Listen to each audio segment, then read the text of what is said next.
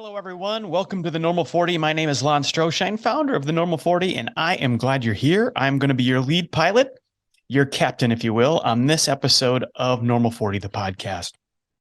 Hey, look, this is episode 2 of what is going to be at least a three-part, I should say at least a two-part, probably a three-part podcast with Jeff Donaldson. Jeff is a dude who, in September of 2022, reached out to me. He did what so many people do. He went to my website, asked for a free call, and he and I scheduled 30 minutes.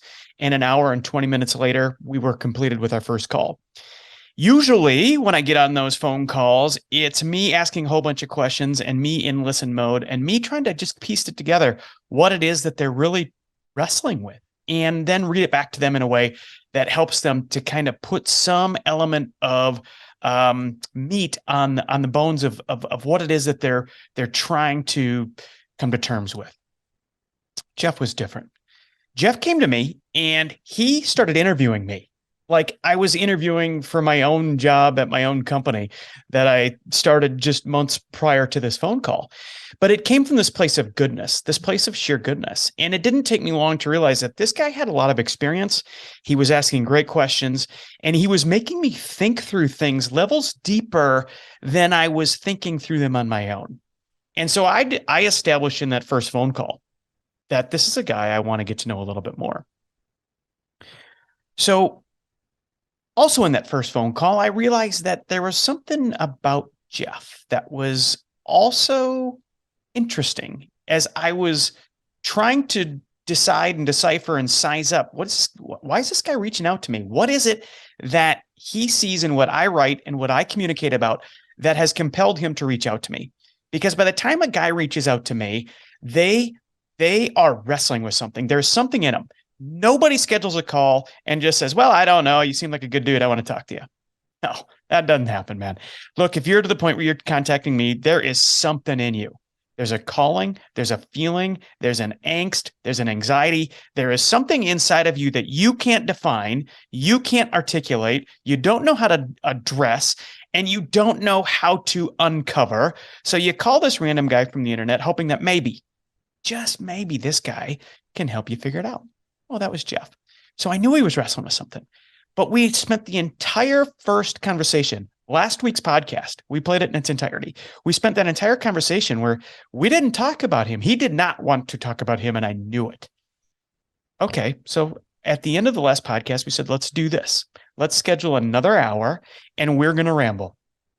We're going to talk about you, though, Jeff. We're going to talk about you, and we're going to ramble. And he said, okay, well, I want you to know that we did that. One week later, so in roughly end of September 2022, maybe October, he and I rambled.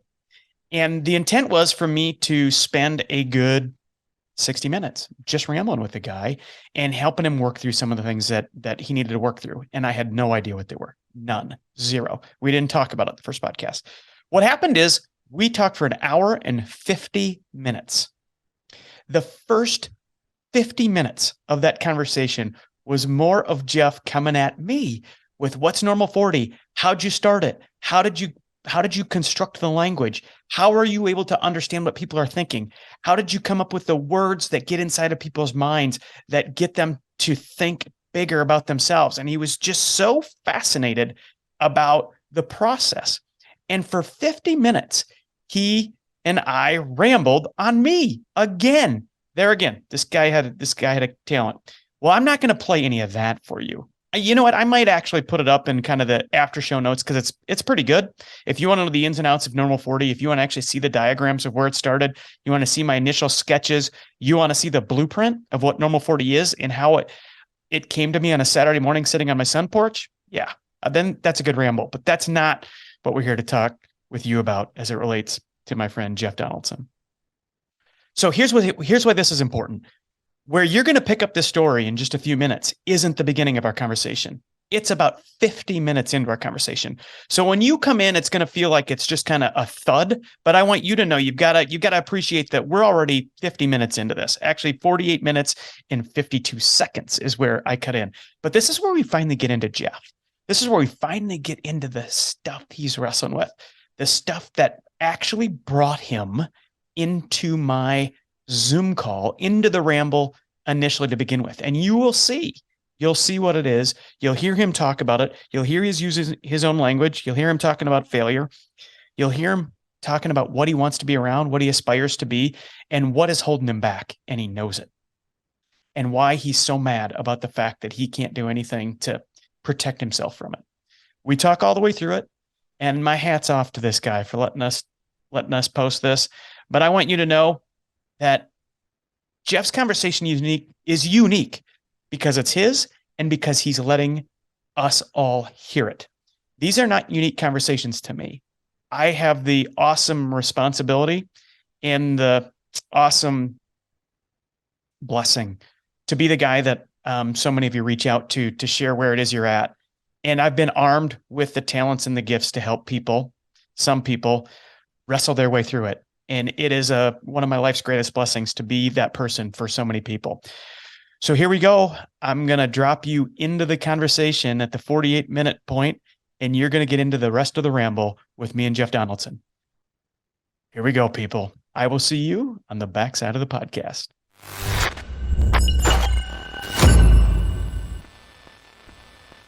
Right now, what I do is more traditional in nature as far as just consulting, but it looks somewhat like an ad agency or a marketing agency and somewhat like growth consulting, where I'm just connecting dots that I've either experienced or that clients are giving me. And then, either I'm putting them together or I'm managing teams of creatives and things like that are creating things. And so it's just different enough than a traditional model that it keeps me excited. And because I don't like to do standard things.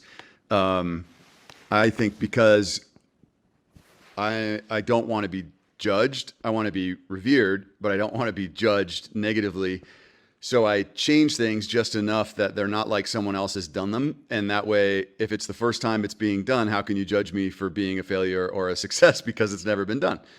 I finally saw a pattern in my life where I've done it over and over and over and over in the corporate world and the entrepreneurial world.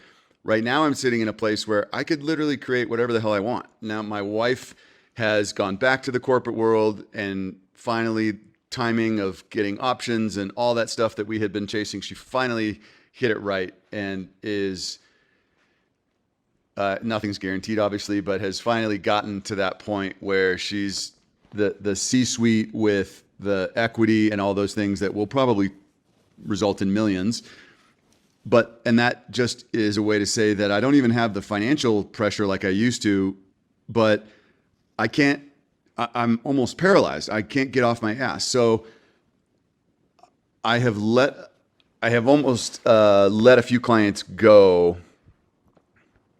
or I should say I kind of down deep feel like I sabotaged it so they would leave, and over like the course of a year, and then they would leave and I'd be like, it's okay, we'll get other clients. And then I never went and got other clients. And so our business has gone down in size, which has given me more time, more flexibility, especially with the kids in this stage. And a big part of my role right now is the parenting. It's the college searches, it's the scholarships, it's the, recruiting, sports recruiting, all that stuff. And our kids will be out of the house next year. And consciously, my wife and we talked about it, and I was like, well, I'll do that. I'll take that on. My world is more flexible. But down deep, I'm sitting on these kind of either product ideas or even philanthropic ideas and not doing shit with them. And so I productize like 5 or 6 of the things that we have used for decades. Like, I do workshops to help companies figure out their audience, their message, kind of their brand, basically. Like, what do they stand for as a brand? How do they talk about it? Who are they talking to? All that stuff. My business partner and I don't know, 12 years ago, made a workbook, and I've been using it ever since. And so I turned it into a product that people could buy. I have a 12-month social media calendar in a spreadsheet form, a Google Sheet form, that is populated with 365 days of social media post ideas, plus quotes and links to images and you name it that I know entrepreneurs would want to spend 50, $60 on to run. No one really knows how to do social, and everybody knows they need to do it. But for consultants or entrepreneurs with businesses probably under $1 million, like these tools that could help them grow and do it themselves, do it for themselves, not just to be dependent on an agency or a freelancer, but they could do this themselves if they had the right tools. And I am so petrified to put it out there because it just, any negative feedback, and negative feedback could be silence, just seems so horrendous to me as a potential. The risk to my ego has nothing to do with money. It is only ego. The risk to my ego seems so big that I've probably spent 15 grand over the last couple of years just dabbling on the outside of it, hiring another digital person to put the email automation together because I claim I don't know how to do it. And then another designer to design another piece. And but I haven't actually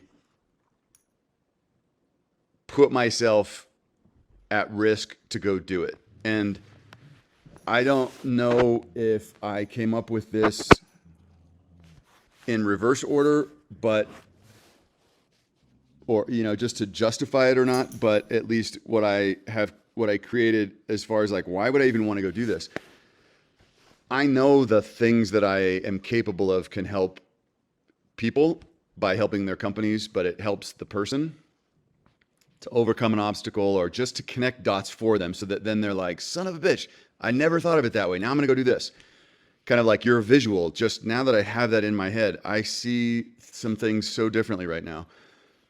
So I am very confident that what I am special at can help people. And so the idea of helping 10,000 companies instead of 8 is really exciting to me. And so I know that there are millions of small business owners or people running their own side hustles or consulting gigs or whatever it is that are stuck in the business. But a lot of times it's their own self-talk that's got them stuck. Just like I'm stuck, not because I don't have 8 ways to monetize it. I crossed the $1 million mark last year just by working out of the home and and selling marketing. So it's my own talk about myself that is in the way of the growth of my business. So these tools, the way I framed them up is that it's self-help. It's like business self-help tools. It's the shit that's in your head that's getting in the way of your business. So why not get the shit in your head out of the way? It's called Focus Finder, so that, because I have a hard time focusing. So in little chunks, I can focus. I could come up with a new business model in 20 minutes if we started right now. But if you gave me a month, it wouldn't get done. Like you said before, like you can crank out shit like that diagram. But if you had it to work on for a month, you probably would not have been able to do it. And I know that I am in that. I am incredibly clear, and it's ticking louder than ever. I'm on that clock, and I'm at the 7, and that's not even motivation enough for me to take action. I don't get it. So I have been, the last year at least, very much more heavily in therapy and talking with very close friends. They're not even friends, but they're more like that top 5 and bottom 5% people. They're kind of like family because they're so close. I've been going deeper and deeper into the why of all this mindset stuff. But I think that might be a lifelong journey to figure out. It's not like there's an answer and boom, oh shit, okay, now I'm going, now I'm ready. So I wanted to ask you about that because you have experienced in the last 5 years that pinnacle of being at the top of your game, being in the corporate world, having those things around you. There's kind of like if that were step 1 or 2, I might be at 2A, where I left all that, recreated it, found success in that independent world, and then got comfortable in the independent world and now need to take a step even further into a second version of the leap. Does that make sense? Yeah, it does. It makes more sense than you'd think. So I've got a, how long's it been since you worked for an agency? My phone Um, must have rang. no, we we put like frosted film or whatever on half the front windows so that we thought we were blocking them from seeing everything out front. They figured out how to like just get 1 inch above it, so they just like saw somebody in the street. But um, so for an agency, it's been a long time. For on the so I was at Coors. I did marketing at Coors Brewing Company, and then I left there and went to Crocs, the shoe company. They're here in Boulder. I left Crocs, and that was when I started my own thing. And then from there, it's gone back and forth from I did my own thing for like 8 years, a similar version of this agency thing, kind of a collective model, freelance model. Um, but then I went back to a brand and I ran the marketing for 3 years. Then I left again, did my own thing, went back to a brand. So I've bounced. I haven't been at someone else's agency for 18 years or 20 years, but I've bounced back and forth between the corporate world and my own thing Sure. 6 times, like 3 on each side. And this is the latest version of my own thing. And how long ago did the latest version Uh, of your own thing start? so 4 years ago, my wife was doing it full time and I was side hustling, but I ran the marketing at the same time for this brand here, beverage brand. So that was 4 years ago. And then 3 years ago, I left that and went full time on this out of necessity. We couldn't keep up. It was June of the pandemic. So if that was March where all kids got like sent home for school, then June we had so much work that I couldn't keep the full time thing, and so I was like, "Fuck it, we're gonna both." So we both were doing the family business. We made it a family business, and then a year later, she went, or maybe 15 months, she then went full time with a client, and I took it over, and I've been running it for the last 2 years. All right. So, um, when you think about customers and projects and, let me ask a different question. Why did you reach out to me? Because you reached out to me beyond curious. You weren't just curious. That was part of it, but you were motivated, man. To I reach think out to you, you were, the way you came across to me was curious. And I get that all the time. But you and very few people reach out curious and motivated. And you reached out to me motivated by or for something. And I'm wondering if you can peel that onion back. good question. So you represent. So you hear a lot of people tell you. By the way, you still have a half hour. Yeah. You knew that we were going to go way past that, huh? Yep. The hour mark. When you said it, I'm like, I don't want to agree with him, but I know he's right. So you mentioned this a few times. You hear it a lot where people they wonder how you got in their head, and you say the words that they would have said or written or whatever. The way your brain works and your view on things and connecting dots is very similar to the way my brain works. And I mentioned to you before that like you you end up really trying to squash down what is unique about yourself or oneself if it doesn't fit into a normal the normal constraints. And sorry. And when I started seeing what you were writing, it was like you weren't shying away from that. And so I wanted to be around it. And I could already tell that you weren't going to have a shortage of motivating people or helping people. And I wanted to be around that too. Like, I want to be motivated and inspired and that kind of stuff, but that's nothing compared to how much I want to get like millions of people, if I could, off their asses and doing what they want to do. So I think I was motivated at the what I saw that you had done very quickly was you were lighting sparks under who knows how many people, because you have 11,000 following, but I would bet you've made an impact in 100,000 people already and you don't know it. And so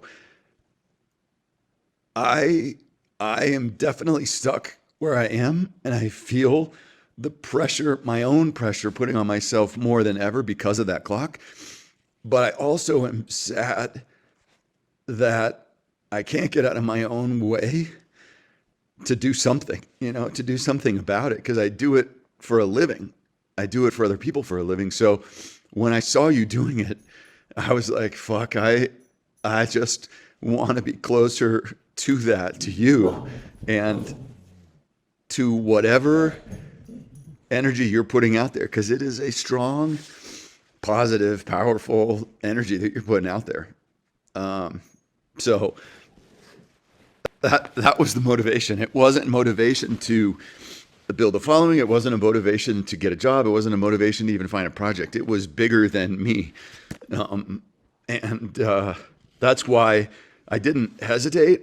And I know I wrote things or said things that I normally wouldn't have to people, that I was glad you were open to it. But that was why, because it was something, what you're doing is huge, and I know you don't claim ownership of it and responsibility of it and all that. You're just the guide, like you said, but it's huge. So that was the motivation. What did you hope might come of it? I had no idea. Good. I normally do, and I normally have a very specific reason or goal, but I didn't on that.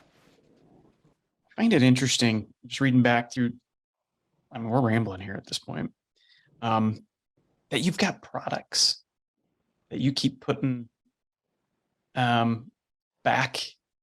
I'm trying to find the trigger. I thought the trigger would be Yeah, having man, this stuff. let's It's talk not. about that. That's where I was going to go. What do you think it is? I have no fucking idea. I thought, I mean, I know that No, then hold on. what? Before you say you don't know. No, I said I know. Oh, you do know I the trigger. know in the past, I know money has been the trigger. I believe I am putting myself in a place of not having money, like fewer clients, fewer employees, so that I have no choice but to launch something. And that's not even doing it. I mean, I literally am playing games with myself to find the trigger. And I think it's something, I think it is it's my own view of myself that is the thing, the trigger. It's not the external, it's the intrinsic thing that is getting in the way. It's not the extrinsic, either money or it literally is, the stuff is sitting there. I'm still sitting on 200 grand I got from the SBA as like we didn't have payroll at the time, so I couldn't do a PPP loan, but I got 200 grand in the freaking EIDL or whatever it is. It's like a 2% loan. I'm sitting on it. That is all for advertising to drive the sales of these products. I have not touched it. It's been a year and 5 months that I got the cash in the bank. I thought that would be the trigger. I literally have the money to promote it and go with it, and I have it. It's very weird. I fucking talk about it all the time. I mean, I talk about it as if it's $1 million business. The people around me think they know that we haven't done anything with it, but we have status meetings on it. Like when we have a whole status meeting for client stuff, this thing is on the list still. And so it is interesting to me. I don't know. I haven't known what has gotten me stuck, but when you said Ramble, it was the first thing that came to mind, which is what is in the way, because I haven't found it. I haven't solved it. And that also intrigued me that I could see when I've seen enough of these content businesses or other things that it fascinates me when someone has got such value to provide and all they need are the tools. And you and I have been talking the last few times about those for you. I am sitting on them and it isn't enough. Indicated that these were $1 million ideas, your words.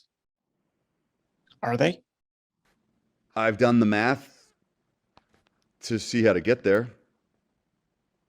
And I believe there are multiple millions because it's scalable. Okay. And that still isn't apparently enough motivation. It's not, it is enough. It just can't defeat the thing that's holding it back. Right, right. Um, And I also am have been an all or nothing kind of guy. Um, it is a tool in my toolbox I've used that's gotten me to this point, whether good or bad. The therapist thinks it's bad, but in all or nothing, if I can't figure it out, I just usually fucking jump right into it. Or in this case, I've stepped way back from it. I have a hard time finding a way to just dabble. so tell me about that failure you haven't told me about yet. It is a sequence of failures that, let's say it's a sequence of failures from on the clock from the 4 to the 6. They're all related. They all compounded on one on top of another. And I carry a shitload of responsibility and guilt for those. And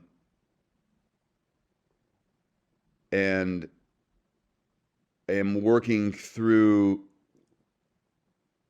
with help, working through the process to try to see the reality of that series of failures, to try to unlock a more realistic view of my responsibility in them and my shame in them. So I do believe that what I've built up around myself, the armor I've built up around myself, is actually just a really thick layer of shame. And that is what keeps me in my place. Series of failures, personal or professional or combination? Both. Were they really failures? If you define a failure as making a repeated mistake instead of learning from it happening before, yeah. Some were directly related to my actions or my behaviors. Some were out of my control, and I just took responsibility for them. A couple of them, I think, like we went bankrupt.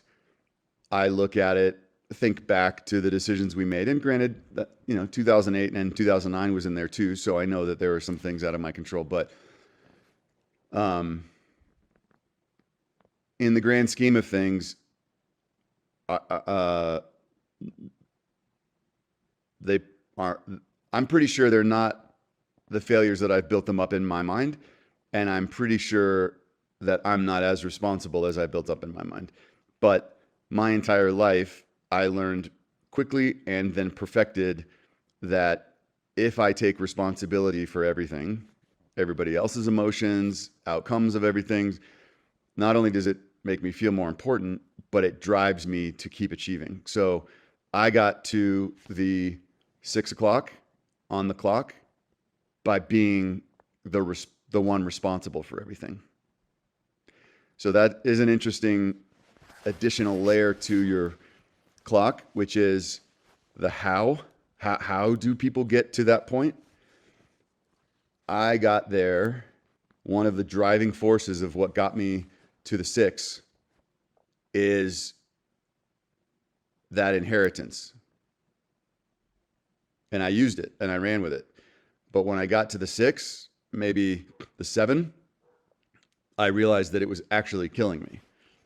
The guilt, the shame, the energy I use thinking that I am responsible for everything outside of me is still killing me. So you talk about series of failures, and I want you to just think about them, and then I want you to answer this question: how is your life better because of them? I already know. What do you got? I am surrounded by, I wouldn't be talking to you if I hadn't gone through those things. Okay. I I wouldn't have had the experiences I've had with my kids that are like they bring tears to my eyes. They're so amazing. I wouldn't have those experiences had I not gone through what I went through. Like I see, I see, and am grateful for the outcomes, and there are positives in every case. But, and in addition to those outcomes that I'm grateful for, I've reserved a little dose of shame and responsibility just to keep it close in case I need it. And that's what kicks in as soon as there is fear and risk. That's like, oh yeah, time for us to step in. And so it's like the gratitude and the gratitude for what I have now, relationships and tangible things, and even my own thoughts and beliefs. I see that I've come a long way, and I'm more empathetic now because of what I've gone through. Like there are emotions I have that came from those experiences. That is living alongside the shame and guilt. They're literally side by side. And if I'm not careful, I let the shame and guilt take over and run things. Totally normal. Yeah. And I think that I am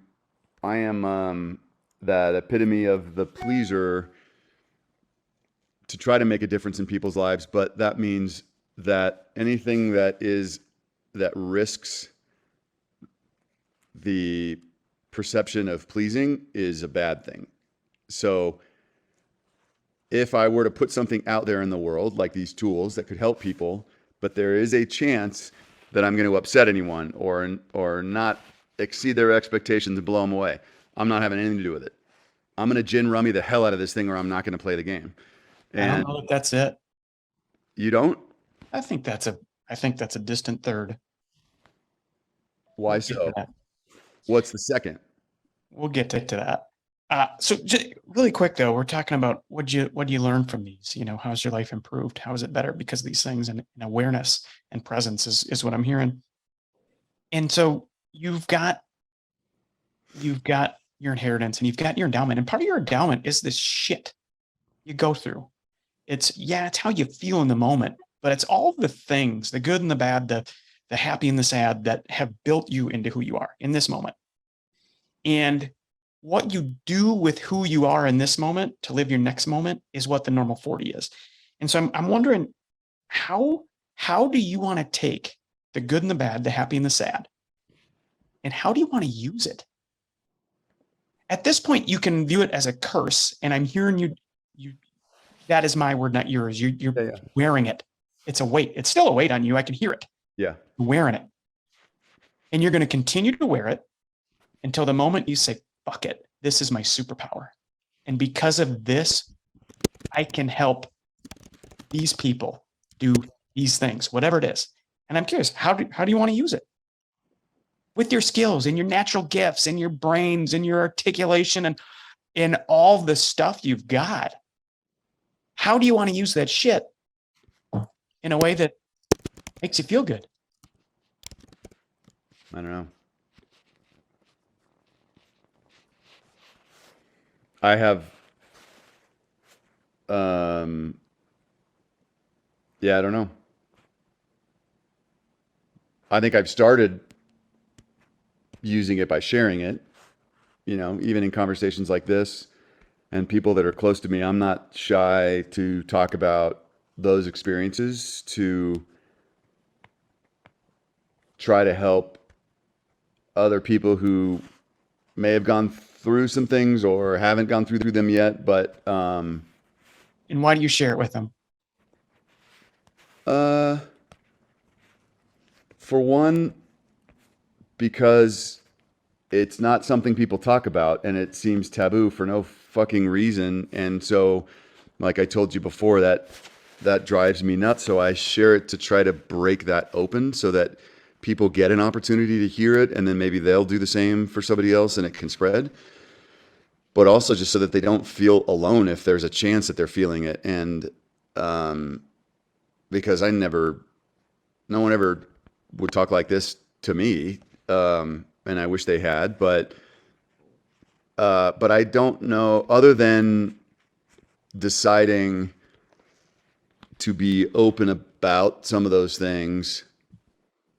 I don't know a, I'm thinking on the business side, I don't know a structured way to use the gifts I have. I mean, I do feel blessed that I'm using the gifts I have to do something with it, in my business. But I feel like I haven't even tapped into 20% of it. I, What? what?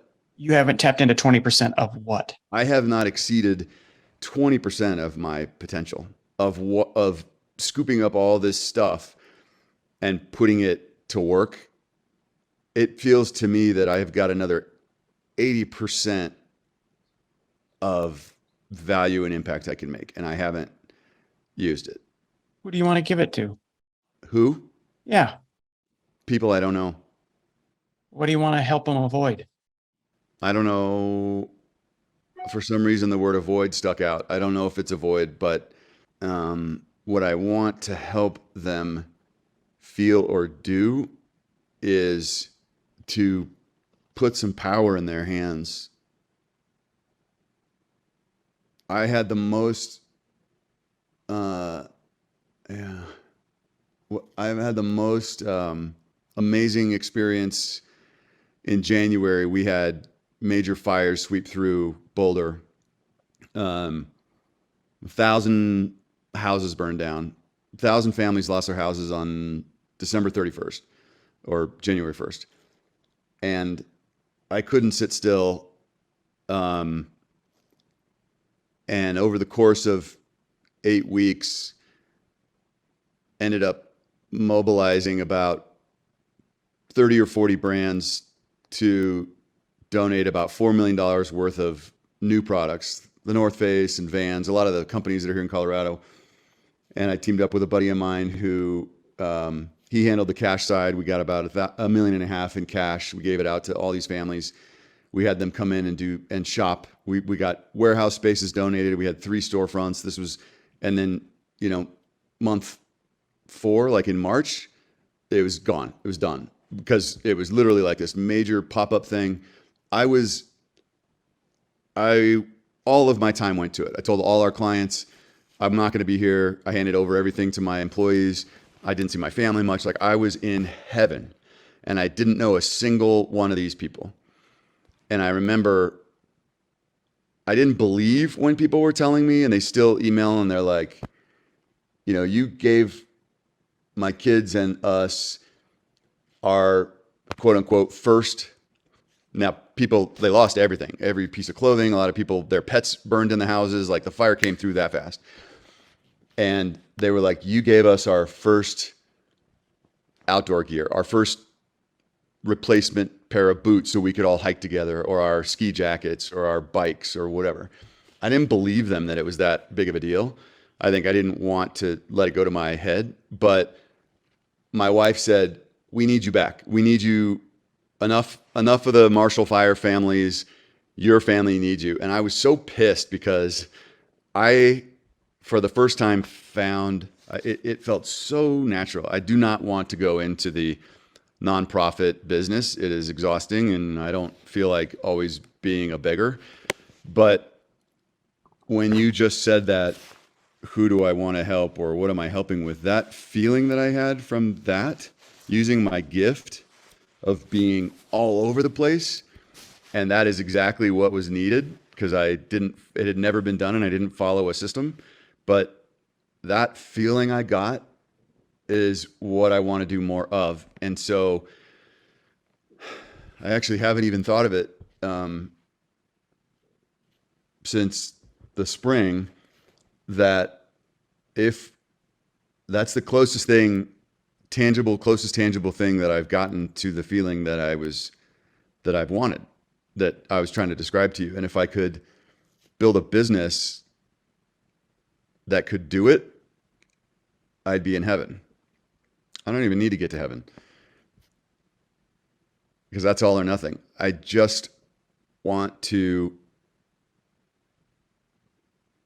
be able to be making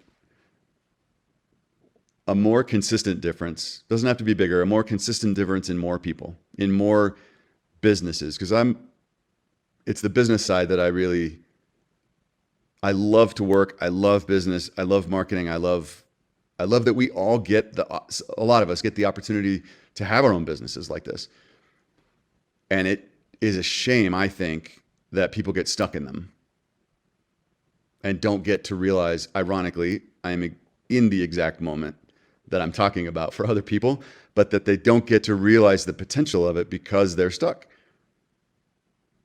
Marshall Fire Services, that was the name of We called it Base Camp Collective, but Marshall Fire, Marshall ah, is the neighborhood where it started.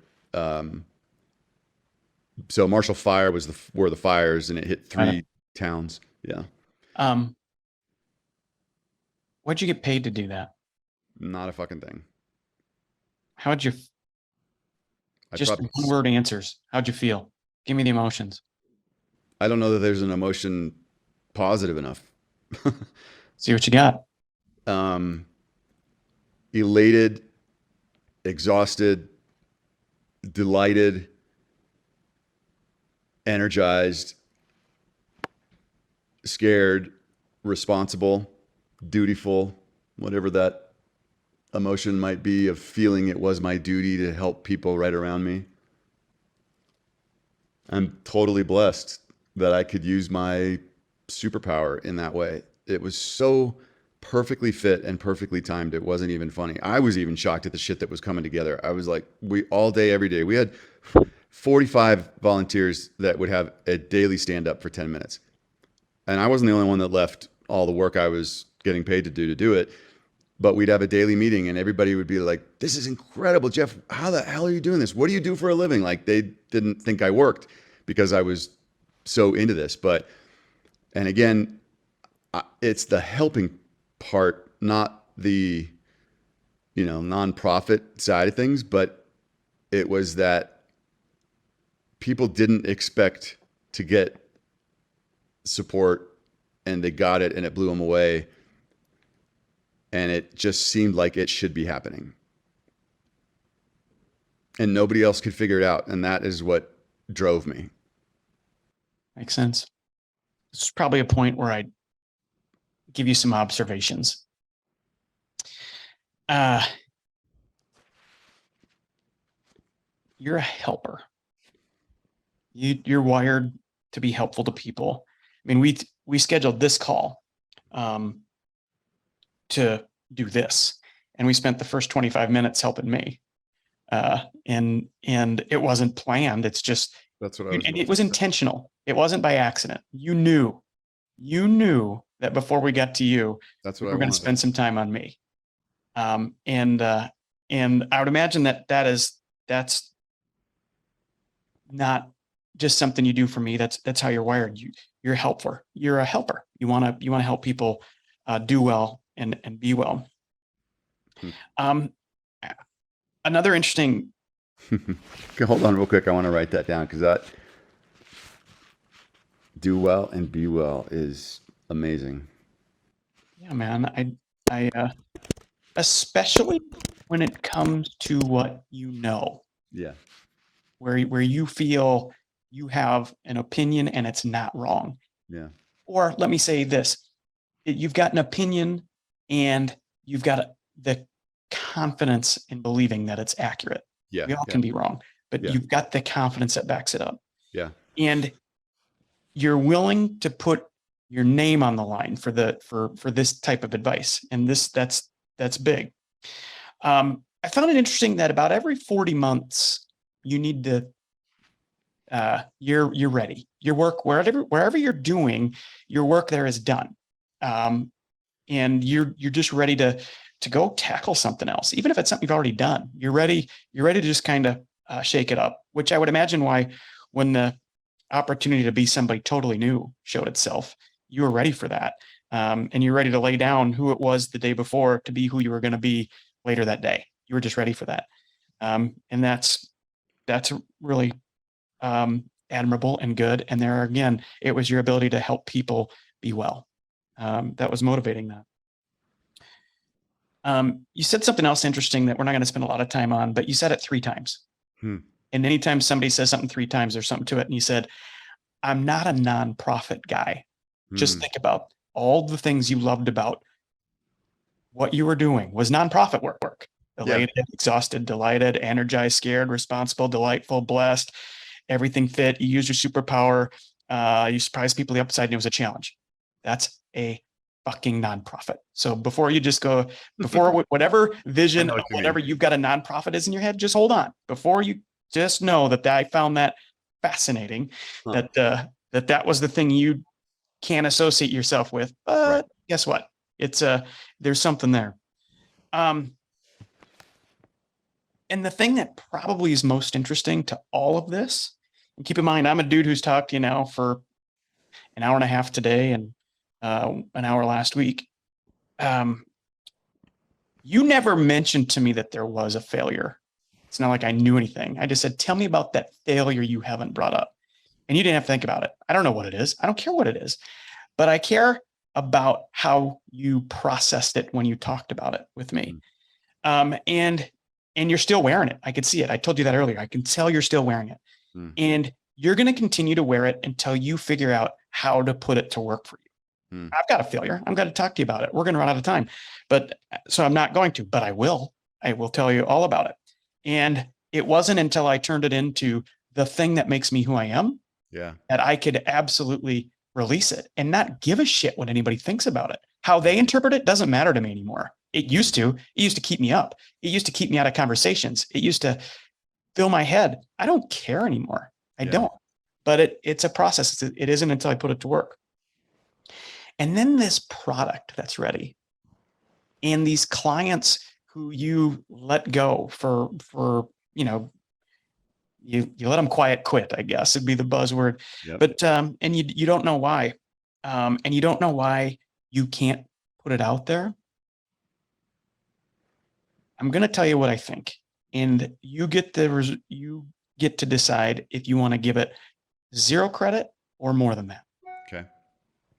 I think what you're still wearing from this failure, whatever it is 100% the reason why you'd rather have the image of what it could be and everybody's excitement rather than putting it into the world to say, we're going to find out.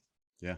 And it's safer and easier, and it doesn't impact your image negatively to have a great idea that never gets tested. But it can impact how you think people feel about you when you let it out and it doesn't quite hit 1 million. And so what's easier to do? Well, let's keep working on it. Report. We're just about there. Let's refine it one more time. And I think you can, I really think that you're far enough removed, you're well enough wired, and with the freeing understanding of it might not work, but I know it's not going to work as long as we just keep talking about what it might be. But it's good enough. There will be a day when you wake up and say, son of a bitch, today's the day it's good enough. Let's go try to get 10 people to use it. It's not a million, but it's 10, and it's 10 more than we've had for the last 4 years we've been working on it. But I think that failure, and not your ego. I don't think you're an ego guy. I don't think you're an ego guy. I think you're an image guy. Yeah. Ego is for you. I don't think you walk around and say, oh, I'm my ego and I got, but I think like me, and I know I'm an image guy when I see one, I am one. What other people think I am, how other people think, what other people think I do well and don't do well, what other people think I can and can't do, Yeah. matters. Yeah. And if you don't lay that at the door and say, my image is going to be the dude who has a product I think will be successful, and it might not be, but here we go. And you lead with that. And that's why I always say, when you approach it with curiosity instead of skepticism, that's not even the right word. But when you just say, I'm curious, guys, I am curious if this is a 10 customer thing, we're going to change the life of 10 people or a million people. I'm curious, and let's just put it out there, and then we'll make it better and refine. When you approach that with your curiosity, not with preservation of image, you'll be using your superpower. You'll be using this failure in a way that's propelling you forward. Those are my observations of our ramble, man. I very much appreciate it. Yeah, I do think I do know now. I'm pretty confident that, like I said, it's not an external thing that I've got to solve. It's what's rolling around on, my version of these stories, and it feels liberating even to think of it as curiosity instead of I'm going to think about what the other alternative is, because it's like the guarantee of image. Like if I can't remove all the risk, then I'm not doing it. But if I go into it with curiosity, that is the goal instead of the outcome. And that definitely changes it. Because I have enough proof points now of my failures and my successes and all those things coming together that people can use to their benefit. And I love it, and I'm happy to do that. But now it's a matter of at what cost. And so if I take the cost out of it or change the way I'm measuring it, that changes things. So, aren't you curious? Oh, I am very curious, but that hasn't been part of the equation. Yeah. My curiosity, I have a lot of feelings about a lot of different things, but I put them aside. I put them in their own little place. And so, yeah, I'm super curious.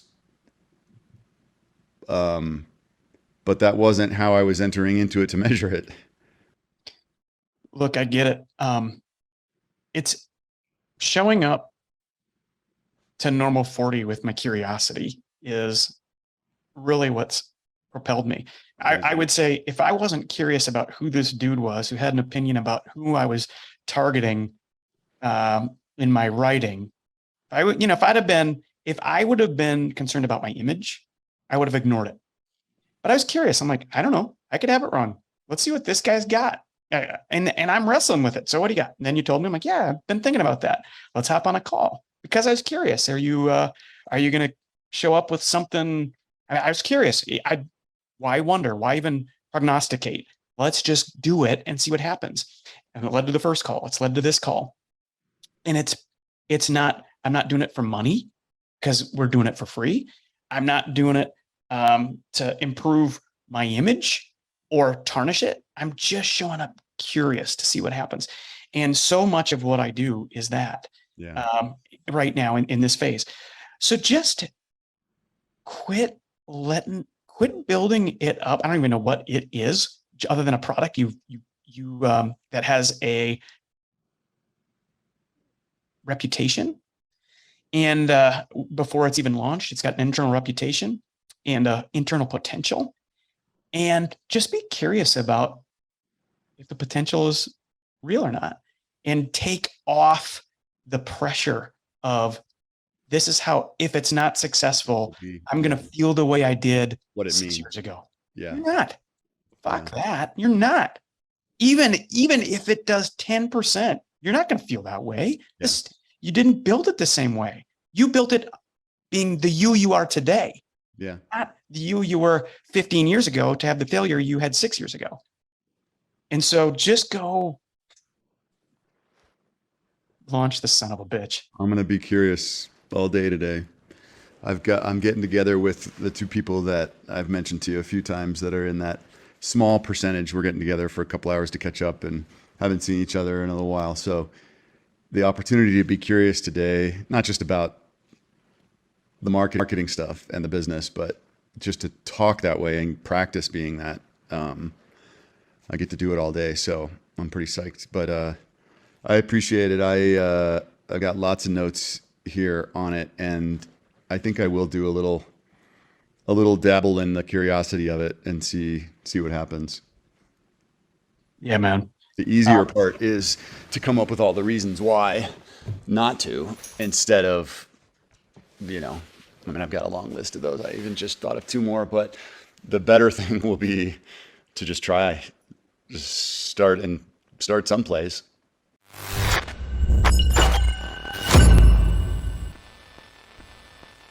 Well, everyone, that's a wrap on this episode of Normal 40, the podcast. I want to thank Jeff Donaldson.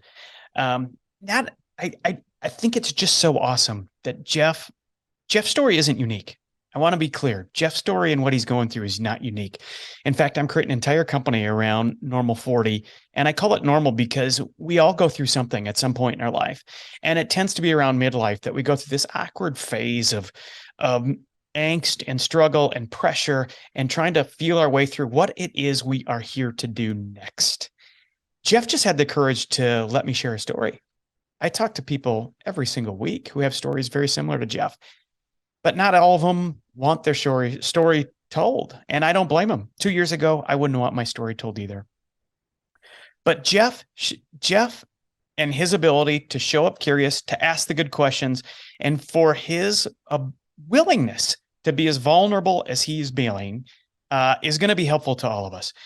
So look, I want to thank you all for being here. I want to thank you for listening. Next week or in the weeks to come, we'll probably do one more episode with Jeff and with Adam, and we're going to get an update, fast forward 6 months. Where are we at now? What's going on? What's Jeff up to? What's still a problem? And what is he working on to get clarity on his second half story? So look, thanks for being here. I want to remind you, I am just kicking off. We've got one out so far. Normal 40, the Rambler, my newsletter, which contains exactly 0 news, is coming to inboxes all over right now. Just go to my website, normal40.com, and sign up for Normal 40, the Rambler. These are letters from me to you. This is in my early days. I'm sharing the letters I wrote to myself, letters that were probably written where I was right where you are now. Sign up for them and they will arrive right in your inbox. The other thing that I'm really putting a lot of effort into is Normal 40 The Insider. This is a community off of LinkedIn, off of social media. You can find it on my website. Go to community at the top of the page, and it might be the best $25 you spend this entire year. Hop in there, join us. There's a small group of us in there. You don't bother with your title. That doesn't matter right now. Just show up as you are, where you are. And what I'm teaching in there is how to get started. You're not going to go through a process that's going to lead you to a second half story in there. That's not what it's for.